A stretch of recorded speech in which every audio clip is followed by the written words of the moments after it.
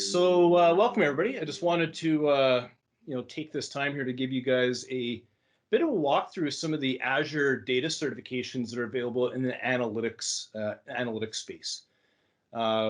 So do that here over the next few minutes. So just a quick introduction of myself. So my name is Chris Sorensen. I'm the founder and president of Iteration Insights. We're a Calgary-based analytics consulting firm. I myself am also a Microsoft trainer, so do quite a bit of training, specifically in the Power BI space, although now we're starting to branch into some of the Azure services in our organization, which is quite nice. I do quite a bit of architecture work, do quite a bit of speaking on different topics on Power BI and the Azure space as well. Plus, I've had a chance to author a couple books with Microsoft, so that's been a lot of fun. We have all kinds of industry experience across multiple different industries here in Calgary and around Canada, which is a lot of fun, and dealing with a lot of different size organizations. So as Steve was kind of alluding to a few minutes ago, is, a lot of times when we're thinking about some of these solutions in Azure, often we kind of feel that they need to be like multi-billion mega terabyte, solutions and stuff like that. But as we're seeing here with CICAN and other customers we're working with, we can come in with some very sophisticated tools and for a very low cost on a monthly basis, be able to implement some very sophisticated technologies, which, if you think back 10 years ago or so, or even further that when I got back or got into analytics, that would just never have been possible to have this type of sophistication thrown at anybody at these types of costs. So that's one of the fun things right now about analytics, is the fact that there are so many choices, as Steve alluded to, and a lot of the questions are coming up around, is there's just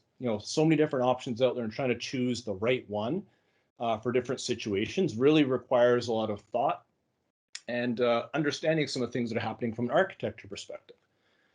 So that kind of leads into the certification things here. So some of the Microsoft Press projects that we're working on right now. So we've got 2 projects in the hopper at the moment. So we're working on some certification videos for Microsoft around the DA-100 exam, which is the Power BI exam for data analysts.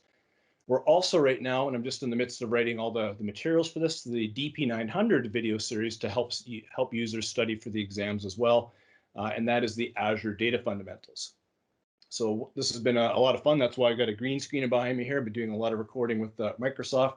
I'm about to basically turn my house during the pandemic into a recording studio. And then actually a couple other things we've written too is actually down below are a couple of the books that we've done that were used for exam references. Those ones are really no longer, those exams have all expired. And I basically decided myself, I'm never writing a book again, just too much darn work. And by the time you get something to press through traditional means, the technology's changed. So I've switched over to videos because they're a whole lot more fun to do and a lot easier to keep up to date. So be watching in the fall for those videos if you're looking to do some of the certification exams that we're going to talk about here going forward. All right, so this is really geared around, if you've ever wondered what data-related certificates are available within the Microsoft suite of products, and you're trying to understand what are the benefits of these certifications to yourself and your employer. So here we're going to give you a high-level walkthrough of the Azure Analytic data certifications that are available. We're going to focus primarily near the end on some of the things that need to be taken into consideration for the DP-900 exam, which is the Azure Data Fundamentals exam, which is one of the precursor exams into moving down the data engineering path. So we'll stick to that topic here because this is the Azure Analytics user group, and we'll focus more in on the DP-900 side of the world because we're in a lot of ways kind of dealing more with a data engineering style audience in this particular session. All right, so if you do have any questions, once again, go ahead and throw them into the chat window. I'm actually going to bring my chat window up here so I can see questions as they're coming through. I should have actually done that in the first place. So if you do have questions, I will attempt to kind of watch down in the bottom part of my screen here to see if I can answer them on the fly. If I happen to miss them, Renata, you can go ahead and just come off mute and let me know, and I'll try and get the questions answered as we go through. All right, so one of the questions is, why might you want to go ahead and do certifications here? There's multiple different reasons for it, and I wouldn't mind maybe getting a sense of some ideas from those in the audience as well. As if you're looking at doing certifications, what are some of the reasons that you're pursuing certifications in the first place? So would somebody like to maybe answer that, either through chat, what you're looking at doing through certifications, or maybe come off mute and give me an answer. See if we can get some engagement going here. Hi, Chris. It's Josh. Hey, Mr. Grant, how's it going? Pretty good, thanks. Good. So the company that I'm working for is a Microsoft Gold partner, and they have certain quotas of the number of certified individuals they need to have in various areas. So in that respect, the employer is kind of pushing people to get certifications, and they also help with, paying for your exam if as long as you pass, kind of thing. Yeah. Perfect. So a lot of times there's an employer-based motivation for doing some of this stuff. Anybody else have anything they want to throw out there for why you might want to do certifications? Let's be a little selfish and think about ourselves here.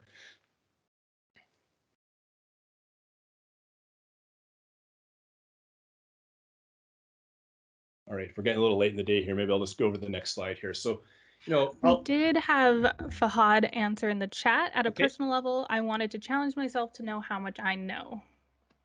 Perfect. So that's a very valid reason for doing certifications. So a lot of times it's just kind of fun to go ahead and challenge yourselves, because this gives you a chance to, expose yourself to things that you may not otherwise have a chance to use. And what I mean by that is maybe you're working on a project. Let's just suppose you're working on a Databricks project, and you're doing quite a bit of work with, Python perhaps, and you're really, I don't want to use the word stuck, but you're using those two different technologies, but you're really kind of curious as to some of the other things that are happening in the Azure Analytics stack. Well, if you don't have an active project that you can work on at that point in time, one way to kind of get your hands into the mix, if you will, and actually try some things out is take one of the Azure certifications and actually challenge yourself on those things. So there's some really good personal reasons for getting into these things as well. And if you think about your maybe years of experience, if you're a junior, maybe it's a chance to get a leg up, to kind of expose yourself and show your employer that you're willing to never stop learning and continue to follow the certification paths and just keep up with technologies, which is very important these days in the technology space. If you're an intermediate person, however you want to define intermediate level analyst resource, maybe this is just raising some awareness. Maybe you're already working across a lot of the products, but you want to have an exposure to some other things. And maybe even challenge yourself to a few things around this. And I remember myself many years ago, when I first took my first couple certifications, there was some SQL ones that Microsoft had many years ago. I kind of wish they still had the SQL ones around, but they don't. I had been using SQL for a lot of years in SQL Server environment. And I thought, well, let's just go ahead and take a certification exam just for fun. And after I did the certification and started studying for it, I started discovering there was a lot more within SQL Server at that time than I had actually been exposed to, even though I was working heavily in the environment. So that was a really good way to kind of expose yourself, even when you're actively working with a product, to see some of the new things in it, because we're all humans. Every now and again, we just get stuck in our way of doing things. We have our design patterns, we approach things a certain way. And if we don't get challenged either through a project or on our own, we may miss some of those things. So, I kind of like to remember back to that example as a good reason for doing certifications, because sometimes you're working actively in a product, but you're using a sliver of it, and you need a way to kind of see other parts of it, or maybe expose yourself to other pieces of the architecture. So that's really good as well. And, from a senior architect perspective, more raising of awareness and helping to move into some of the advanced certifications, which help you out in your career, plus your employer. So, like Josh was mentioning, there is a employer motivation. So, for us at Iteration Insights, we pay our people to do certifications. We give them exam bonuses. We, pay for the certifications. We, help them with exam materials, set up study groups, and things like this, because, I'm a firm believer in education and training and making sure we're continuously growing our people. And at the same time, the certifications give you a framework for learning. So as opposed to me coming up with all kinds of learning plans and books and all that type of stuff, which is a lot of work, you basically say, go ahead and do the certifications. Here's the requirements. Here's the tests. And it kind of motivates you to go ahead and do things. And one of the things I always like to do, especially when it comes to certifications, is I always try to encourage people to register for the exam when you kind of think you're getting a little bit ready, because the minute you register for an exam and pay for it, suddenly your mind sharpens up a little bit and you start to remember a lot more things and you take things a little bit seriously. And unless you paid for the exam, now I've done this in the past, maybe this is just me, is you don't quite take things as seriously. But the minute you pay for an exam and you're waiting to get that expense back, suddenly it's like, okay, it's go time. I need to get prepared for this. So there is a employer component to this. But what I do want to say here is there's also some other things we want to consider around certifications as well. I certainly think that certifications do not make you an expert in a product. This is just, from my perspective, I'm kind of giving you my opinion here. It's one piece of information about the person. It helps you learn a few things, but it's certainly not a be-all, end-all. And we don't really do a lot of hiring people on certification alone, because nothing at the end of the day makes up for experience. But having experience plus some drive and actually some certifications behind you is certainly a helpful thing. Because when people are looking to build out data teams, we want to make sure you've got a wide range of skills. So that's just some things we certainly look for. And ultimately, in your career, the path to becoming an architect. So we listened to Shamir first, a fantastic resource, been in the field for a long time, really know and trust Shamir a lot. Steve, been working with him for an awful long time as well. Two very seasoned people that understand architecture, have kind of seen the good, the bad, the ugly, and worked on all kinds of different projects, small, big, and they can bring that experience to bear. Plus the certifications just really help kind of wind things down. So some quotes that I really like around this, and this is Matthew Roche. He's a Microsoft employee that works very heavily in the Power BI space. I really enjoy following his blog. It's called SSBI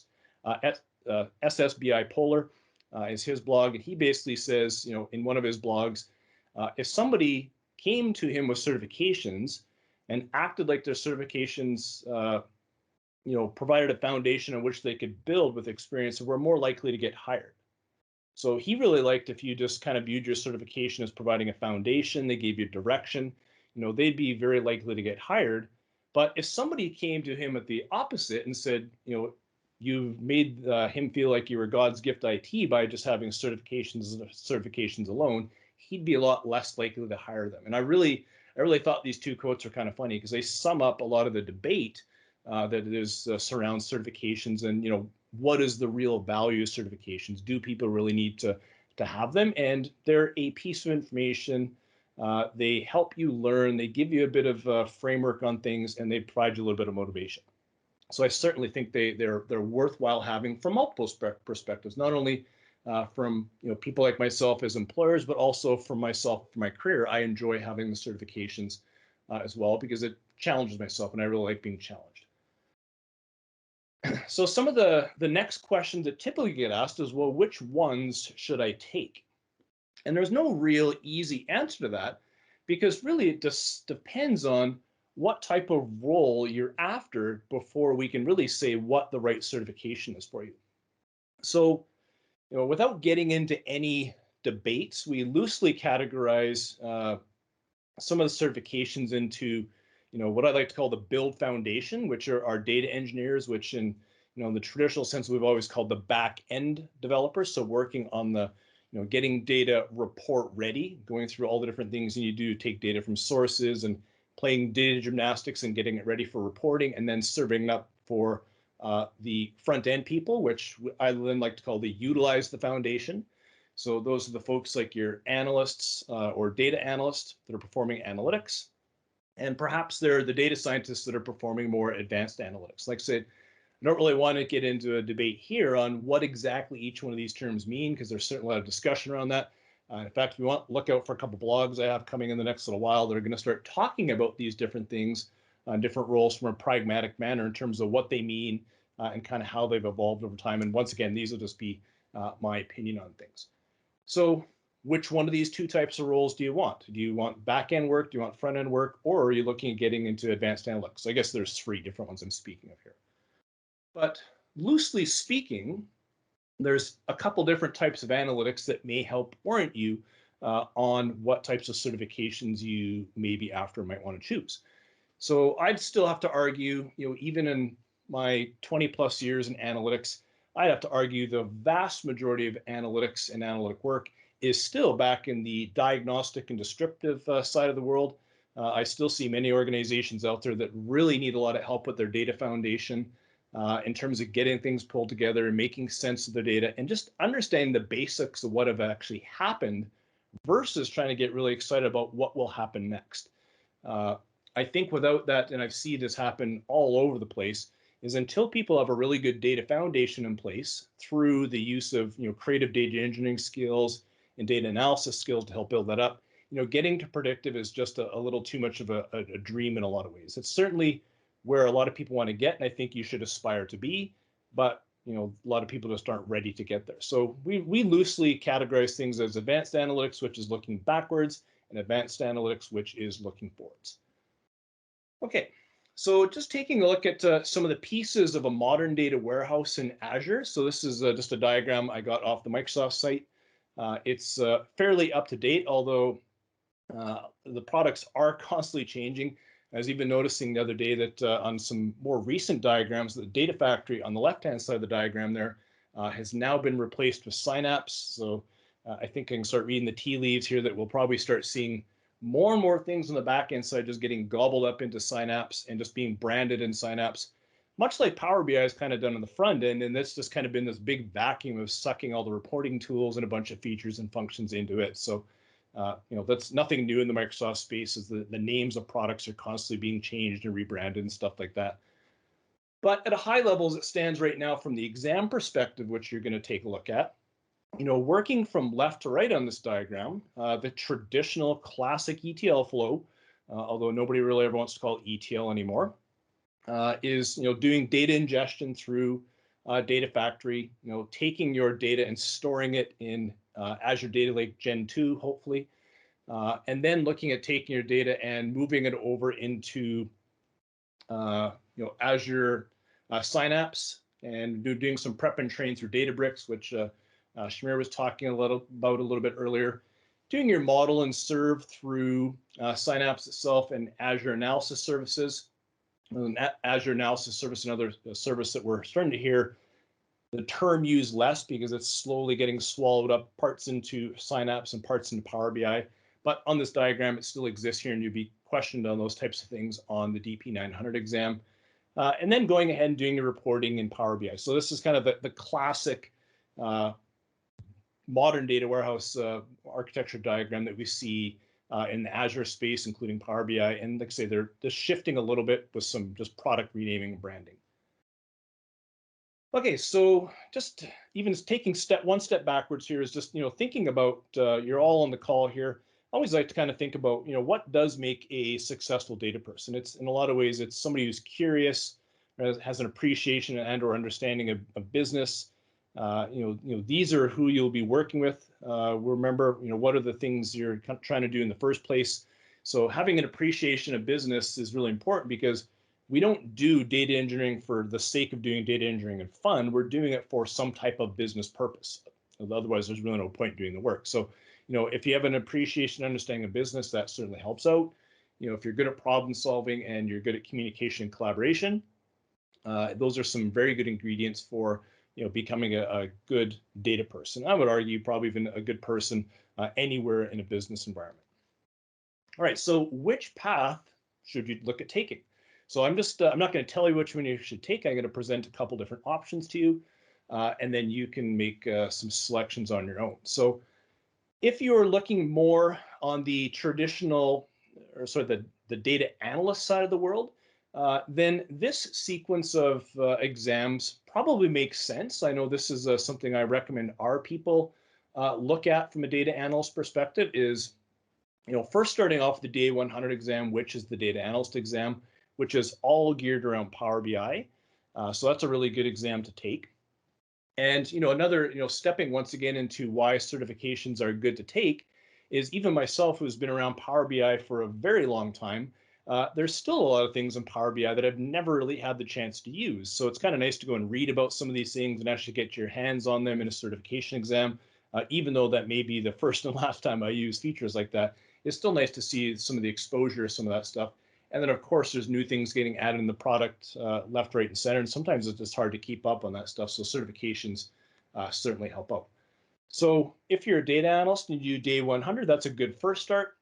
I kind of believe, and I'm just going to say these are my personal opinions, that if you're going to stay in the Microsoft space and you're going to be a data analyst, I certainly think the Azure Data Fundamentals exam is a very good exam for you to take a look at next. So that's one of the exam courses that I'm writing right now for video. And there's a lot of really good topics in it that I think everybody who is in the world of data in the Microsoft space really should need to know. So I'll go over some of those things here in a little bit. And then after you're done that, I really like the PL900 exam. So that is the Power Platform Fundamentals exam. And the reason I say that is when you're working on the front end with business users in Power BI, you're more than likely going to run into the need for doing some work with Power Apps, Power Automate, and looking at improving business processes and having a sense of how those products fit together certainly is going to help out. And you may say, well, that seems strange. Why would I look at Power Apps and Power Automate when I'm a data person? Well, at the end of the day, Power Apps and Power Automate, when used properly, should be generating better data for you. So you can help the overall processes in the business. So that's if you want to be on the business side.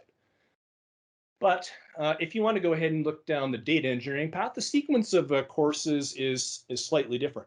And I do want to call out that even if I go back to the previous slide, each one of those bullet points is an exam that you can go ahead and write, and you'll either get associate level certification or a fundamental level certification.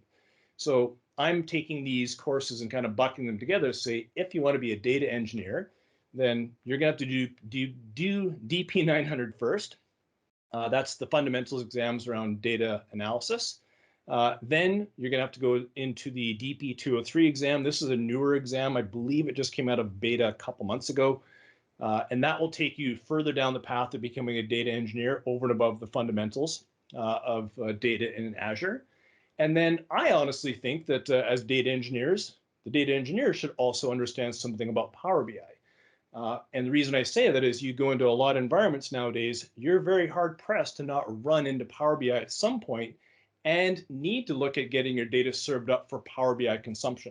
So understanding the architecture of Power BI and the features and functions that are in it, I think is an important thing, and it makes for a much more well-rounded resource. So if you're looking at data engineer, these are probably three different courses you could take in a sequence, and I think that would certainly help you out quite a bit in your career progression. Some things that I think are missing. So this is just, these are just some points that don't really fit anywhere, but I just want to kind of get them out there.